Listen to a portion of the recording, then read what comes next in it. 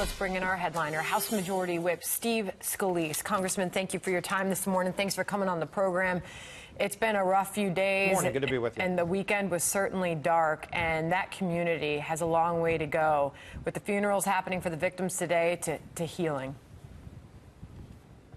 Yeah, I think, number one, the most important thing we can all do is express our unity with the people of the Tree of Life Synagogue and the people of the greater Pittsburgh community. They're going through a lot right now, and these are really tough times. What they need is our prayers. They need our support. They need people to come together and stand against bigotry and hate. And I think that's what you're seeing by and large all across this country. And that's the way it should be. I'm glad that the president is going down. I think it's an important display that he goes down there to show that we're all Americans in these kind of tragedies, and we're going to stand with each other. This maniacal killer had exposed himself online repeatedly.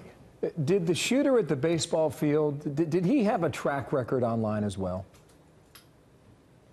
Yes, he did. The FBI found a lot of vitriol online. He expressed a lot of anger and hatred towards Republicans. And, you know, it's unfortunate that you see that play itself out sometimes, you know, and this isn't what most of humanity is about. And, you know, for me, I saw the evil side, but I also saw so much good in people. And it was the good and the prayers and the support that got me through it. And it's going to be the same good and support and unity that is going to get the people of Tree of Life Synagogue in Pittsburgh through it. When the First Amendment is written in the Constitution, you wonder how you make this leap. And I don't know what you would recommend after your own experience, and now what you're trying to help the people in Pittsburgh deal with today. Is there a way to stop this? Is there a way to go on and say, this is not right, what this person is saying? I think the most important thing we can all do is stand up and say, it's not right. This isn't the way we settle our differences. And it's not just political. I mean, this was an anti-Semitic attack. This was an attack against Jewish people. It wasn't, I don't even think about philosophy or political ideology. So you see it on all sides. You're seeing attacks against people based on their political views. You're seeing attacks based on people's own religious beliefs. And it can't stand in America. And we've got to stand up when these kind of attacks happen and push back on it very, very hard. You know, this isn't the first time this has happened in our country's history, but this is a time where it's happening a lot more than it needs to and should. It should never happen. But when it happens, we should all stand together. That's why I think, you know, I talked to my colleague Keith Rothfuss in Pittsburgh, and he shared with me just how hurt the community is, but how they're coming together. And I think, again, the president going down there is the right signal to say, we're going to stand with each other in tough times. Obviously, in your case, it was an act against political beliefs. In this case, anti-Semitic. It was against religion and what those people were practicing in that synagogue there, Congressman. But when you look at that and you look at the time that you went through and how as a country we came to unify and heal together, and we remember those moments at the baseball game with Nancy Pelosi, obviously on the other side of the political aisle from you, wearing the LSU cap, and everyone came together. And Trey Gowdy, your colleague in the House, is making the point that in the wake of tragedy, we no longer see that last longer than a half an hour. Here he is talking about it. But when we lose that sense of unity, that there is a moral code that is not relativistic, it exists every day, then it leads to this kind of malaise that unfortunately we find ourselves. And tragedy used to be unifying, but now, Martha, it lasts for about 30 minutes.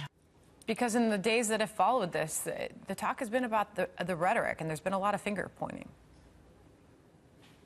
Yeah, there's really no need for finger pointing. You know, the finger should all be pointed at the killer, and justice is going to be served against this killer. Make no doubt about it. But in the meantime, what we need is unity, and we need to face off and confront these acts of evil and hatred with unity. And that's, you know, again, I think by and large you're seeing that. You are seeing some people trying to politicize it for their own personal gain. I think that's disgraceful. There's no place for that. This is a time where we come together. There's going to be an election in a few days. There's going to be time for people to go and express their political views at the ballot box, but this isn't that time. This is a time for us to all stand together. We're going to talk midterms in a moment here, but just one last question on this. Apparently, the man who was mailing these packages out of Florida, he had a long, sick, and twisted history as well, going back 20 years. He was a sick man also. And now this killer in Pittsburgh, he may face the death penalty. Would you support that? I do. And ultimately, justice is going to be served. Again, however it's served, I would like to see it served swiftly, where he's going to get his day in court, but at the same time, those victims deserve their day in court as well. They want swift justice, however it's carried out. And, I support the fullest extent of the law being carried down upon this killer and anybody who tries to commit these kinds of acts of evil. Meanwhile, the president making some news this morning ahead of midterm elections about birthright citizenship. In an interview with Axios, he left the door open and said that is something that he is considering entering. Watch, Congressman. You can definitely do it with an act of Congress, but now they're saying I can do it just with an executive order. Now, how ridiculous. We're the only country in the world where a person comes in, has a baby, and the baby is essentially a citizen of the United States for 85 years with all of those benefits. It's ridiculous. It's ridiculous. And it has to end. He was asked if he's discussed this with counsel, and he said yes, Congressman. Yeah, and the president's exploring the legal options to do this through executive action. I'd like to see us, again, get back to rule of law, secure our border. The border has had many challenges. You're seeing this caravan coming in. I'm glad that the president is saying he's going to use whatever means necessary. You've got thousands of people saying we're just going to storm your country, ignoring your laws. Millions of people every year wait in line to try to come here the legal way. We let more than 1 million people into our country legally every year, by far the most generous nation in the world. Let's get back to rule of law. People that want to come here illegally need to recognize that we're going to actually enforce our laws and secure our border. I'm glad that the president's pursuing all the options that are available to him. Congress needs to continue to pursue all of our actions. We need to fund the wall. We need to get back to border security. We need to close all those loopholes that you hear Secretary Nielsen and the president talking about closing. You wonder how this plays. We've passed bills through the House to do that. A lot of early voting already happening right now. You wonder how this plays in the midterms. What is your sense today? Can you hold, can you defend the majority in the House of Representatives? I think we do hold the House. Clearly, there are a lot of seats that are toss-up seats. There are going to be at least a dozen seats the night of the election that are going to come down to the wire. And that's going to help to determine who's going to be in control of the majority. I think because of the strong economy, because of the things that we've done to advance an agenda that's really focused on helping hardworking taxpayers, helping families. Look, just what we did on the tax cuts alone, it's not only benefiting middle-class families, it's also helping shore up programs like Medicare and Social Security that right now have their own solvency problems by having a healthy economy. Let's keep this progress going, keep working with President Trump to get America back on the right track. And I think that's what gets us over the hump. But there are a lot of elections that are coming down to the wire literally in these last 7 days. What races are you watching? Well, I've been to a lot of these districts in the last few days. I just talked about my colleague Keith Rothfuss was out there, was in Minnesota with Eric Paulson, was in Chicago with Peter Roskam, was really just getting all around in Texas with Mr. Culberson and Pete Sessions. So there are a lot of tough races.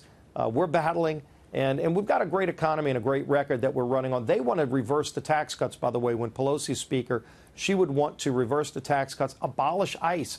When you see all of these threats to our homeland, to our national security, why would you want to get rid of the agents that are actually keeping us safe, keeping children safe from human trafficking?